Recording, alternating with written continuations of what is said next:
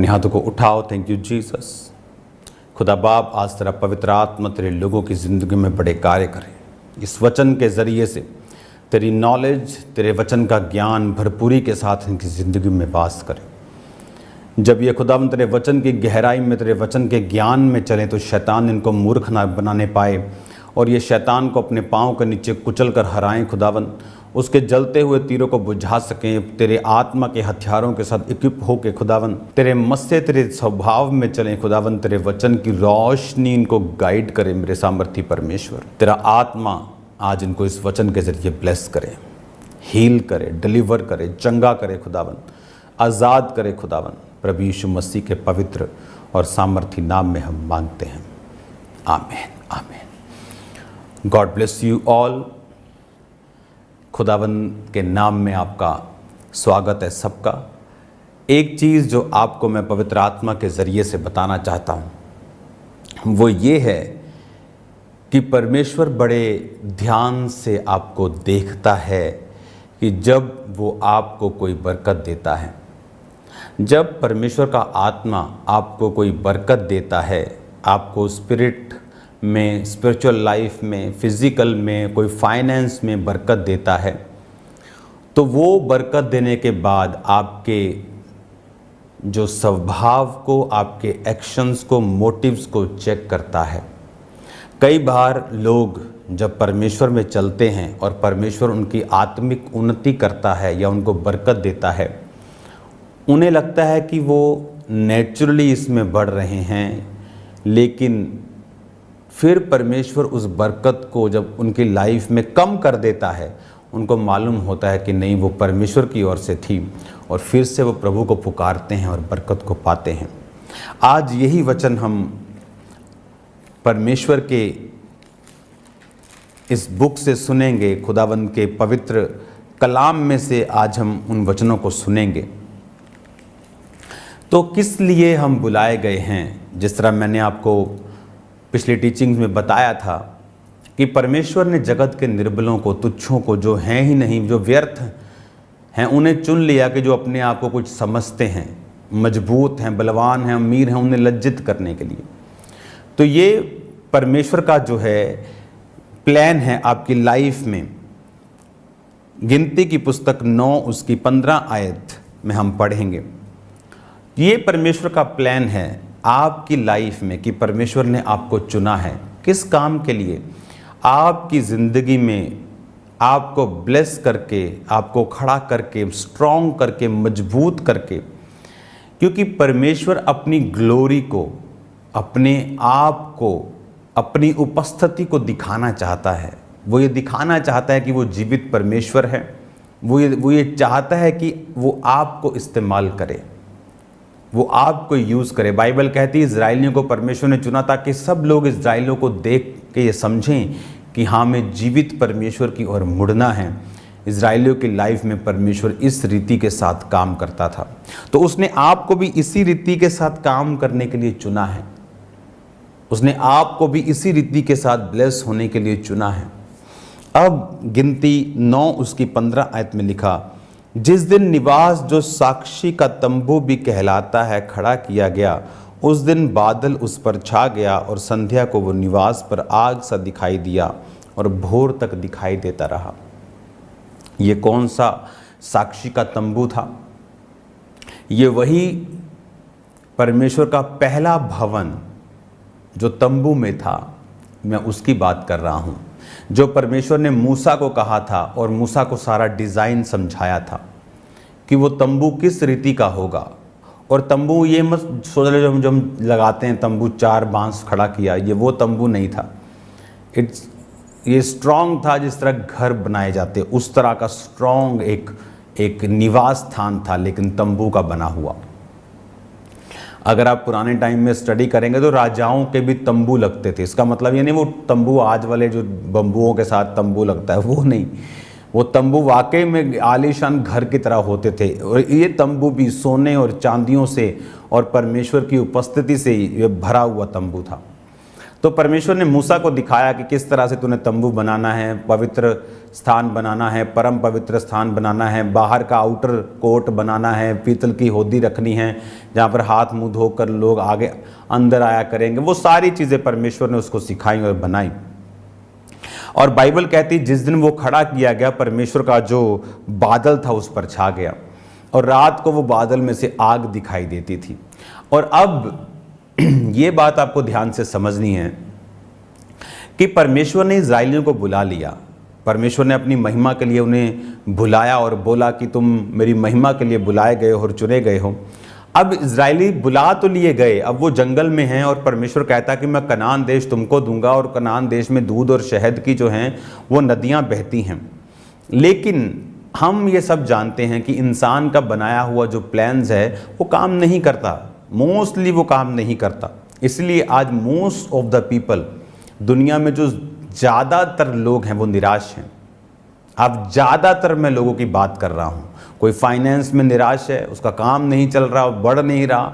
कोई परिवार से निराश है, अगर काम सही चल रहा है तो बीवी का मुंह उधर है, बच्चों का मुंह उधर है। मोस्टली लोग निराश हैं।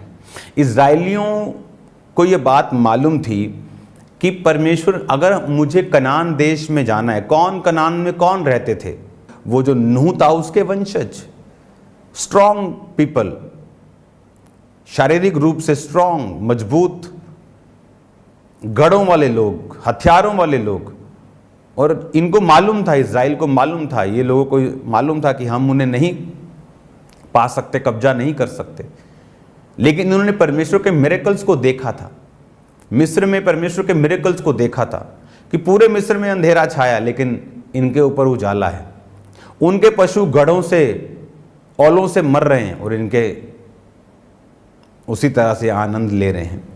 उनके पहलोठे मारे गए, इनके एक डॉग भी नहीं मरा। बाइबल कहती कुत्ता भी इजराइलियों पर नहीं भौंका। तो इजराइलियों ने ये मिरेकल्स को देखा हुआ था। इजराइलियों को मालूम था कि मिस्र जैसे देश के चंगुल से निकलना ये आसान नहीं था। फिरौन जैसे राजा को हराना, उसकी पूरी सेना को समुद्र में डालकर परमेश्वर ने मार दिया, ये आसान नहीं था। तो इजराइल को यह भी मालूम था कि अब हम जंगल में हैं, लेकिन हमें अगले जीवन का जो पथ है, अपनी बुलाहट है, जो हमें कैप्चर करना है, उसके लिए हमें परमेश्वर की उपस्थिति की ज़रूरत है। तो बाइबल कहती है कि जब वो तंबू खड़ा किया गया तो बादल उस पे आया। जब बादल उस पे आया तो रात को वो आग दिखाई देती थी, दिन को बादल दिखाई देता था।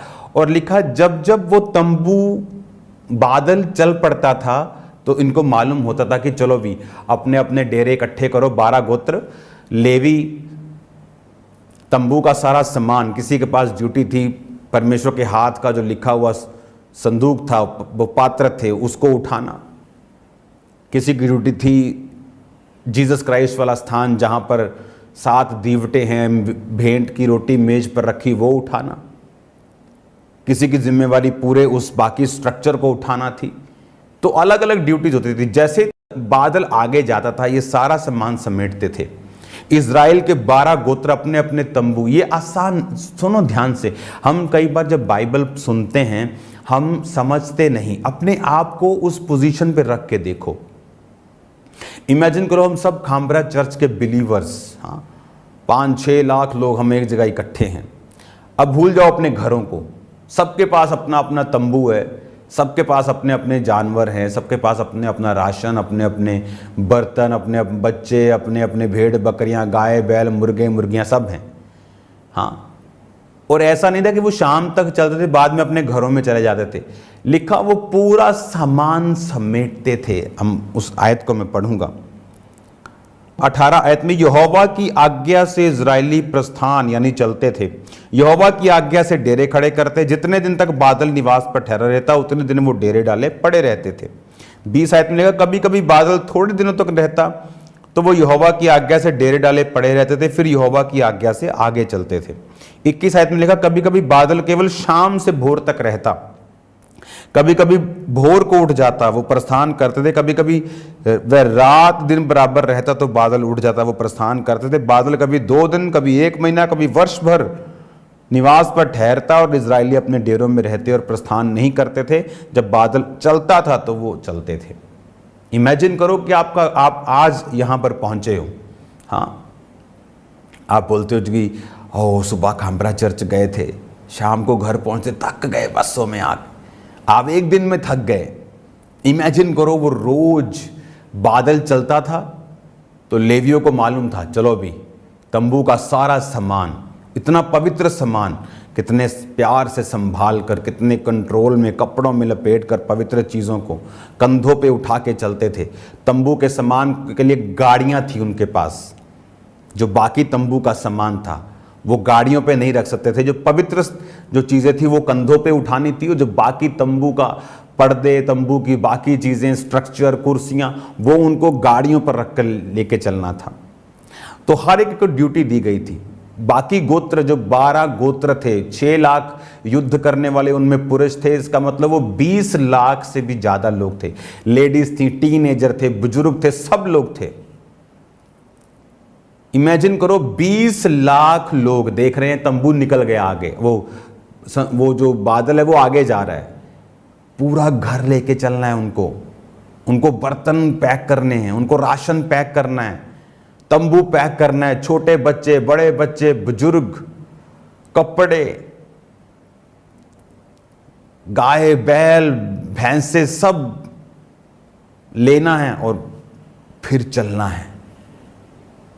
बादल रुका, वो रुके, तंबू खड़े किए, शाम को बादल फिर चल पड़ा है। अब फिर सामान पैक करें सारा। क्या सिखा रहा था परमेश्वर उनको कि आत्मिकता की जो राह है वो आसान नहीं है। जब हम स्पिरिट को फॉलो करते हैं और गॉड्स प्रेजेंस को फॉलो करते हैं, that's not a easy thing. उसमें एफर्ट लगता है, उसमें फ्रस्ट्रेशन लग सकती है, उसमें मुश्किल लग सकता है, नॉनसेंस भी लग सकती है। ये क्या बात है प्रभु, छोटे छोटे हमारे बच्चे हैं, शाम को तू आया, सुबह को तू फिर चल पड़ा, लिखा भोर को 4 बजे तड़के कि बादल देखा, बादल चल पड़ा, ओए बादल चल पड़ा, बादल चल पड़ा, चलो चलो उठो उठो, बच्चों को उठा रहे हैं, जानवरों को जहाँ जहाँ से बांधा हुआ इकट्ठा कर रहे हैं, बर्तन पैक कर रहे हैं, राशन पैक कर रहे हैं, तंबू पैक कर रहे हैं, लेवी अपना काम कर रहे हैं, गोत्र अपना काम कर रहे हैं, और पूरा 20 लाख 21-25 लाख का कुनबा, पूरा वो ताम झाम लेकर पूरे का पूरा देश जो है वो चल रहा है। कुछ देशों की जनसंख्या है ये, फुल देश की, और पूरा देश उस बादल के पीछे है। हालेलुया। तो आप इमेजिन करो, आज इजरायलियों की पॉपुलेशन 70 लाख के करीब होगी आई थिंक। न्यूजीलैंड की पॉपुलेशन 55 लाख होगी आई थिंक, और ये भी 25 लाख 20-25 लाख लोग थे। रात को पैक किया सामान, सुबह परमेश्वर आया, रात को फिर निकल पड़ा बादल।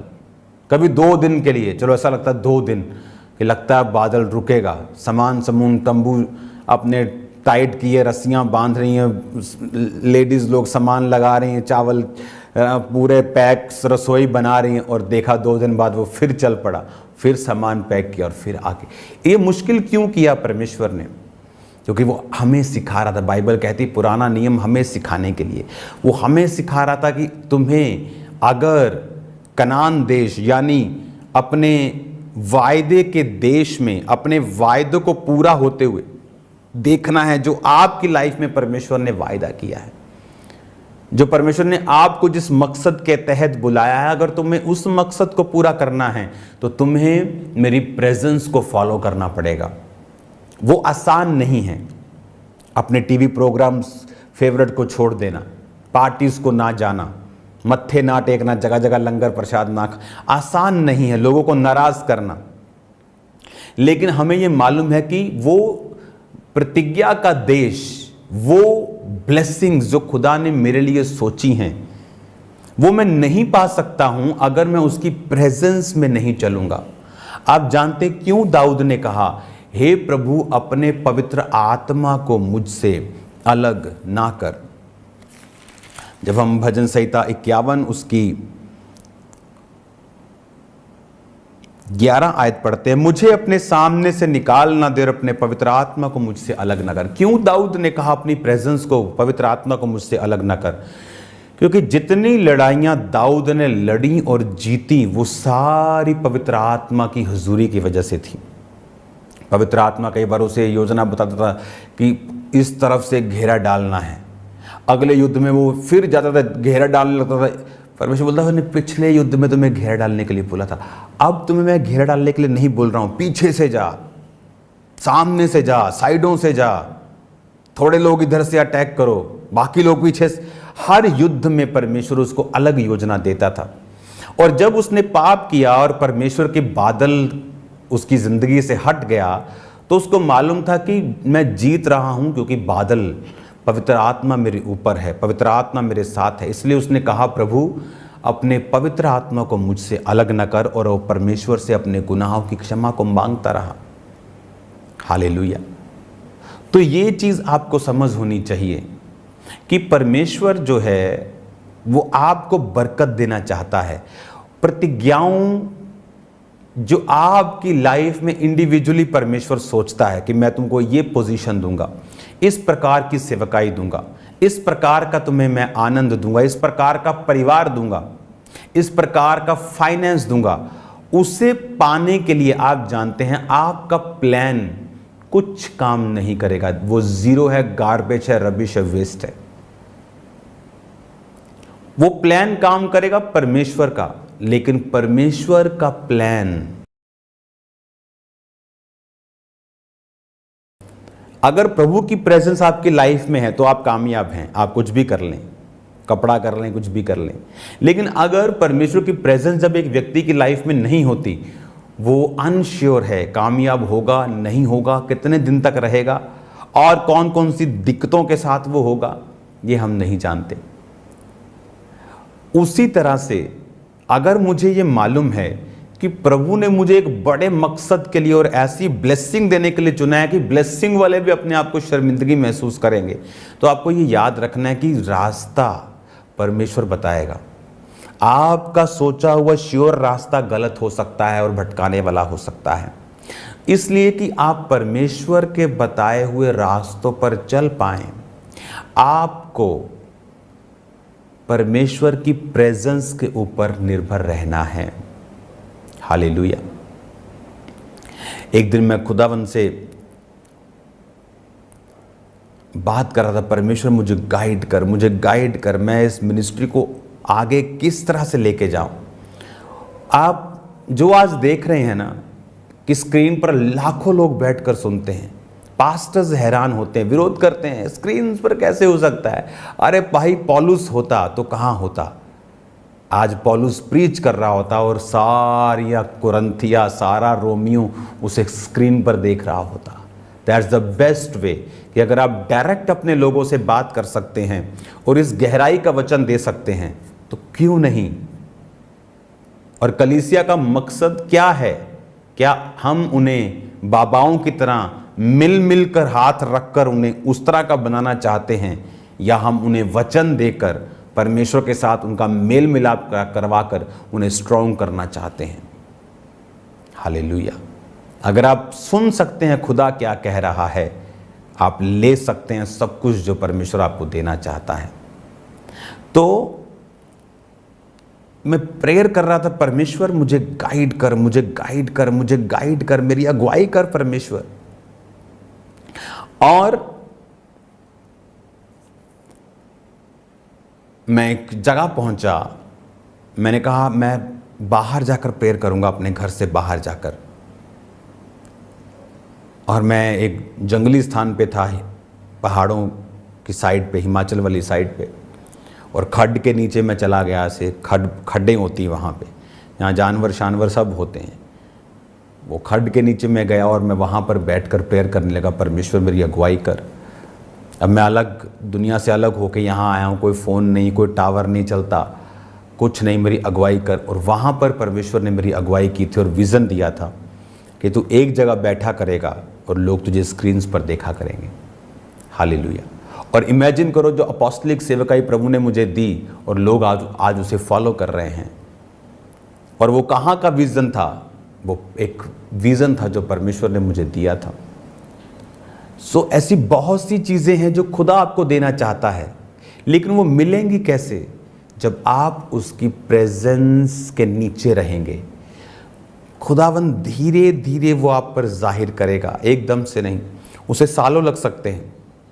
लेकिन जब आप उस पोजीशन पे पहुंच चुके होंगे, आप देखेंगे कि आप अलग हैं, आप ब्लेस्ड हैं, मोर देन ब्लेस्ड हैं, बियॉन्ड कंपटीशन हैं। आपको समझ आएगा। इस वचन को मैं कंटिन्यू करूंगा फिर से, ताकि मैं आपको समझा सकूं कि उसके बादल के चलने का रीज़न क्या था और उसमें रहने का कारण हमारा क्या है। God bless you all. शाम को प्रार्थना पहाड़ की प्रेयर्स को करना नहीं भूलना, वो आपको सेम नहीं रहने देंगी। तैयार रहो, यीशु मसीह के नाम में आप सेम नहीं होंगे, आपकी लाइफ सेम नहीं है, आप ब्लेस्ड हैं यीशु के नाम में। मैं आपको परमेश्वर की ग्रेस में छोड़ता हूँ, आप सेम नहीं हैं। अपने हाथों को उठाओ। God bless you all. खुदा बाप का रूह आपको बरकत दे, आशीष दे, आपको आगे लेके जाए, आप सेम न रहें। प्रभु यीशु के नाम में शैतान की योजनाएं नाश हो। खुदा बाप आज जितने शाम को प्रार्थना पहाड़ की प्रेयर्स के साथ जुड़े, अजीब ग्लोरियस एक्सपीरियंस आज इनको ऐसा कभी ना इन्होंने देखा हो जो आज ये देखें। यीशु के नाम में हम मांगते हैं, आमीन आमीन। God bless you all.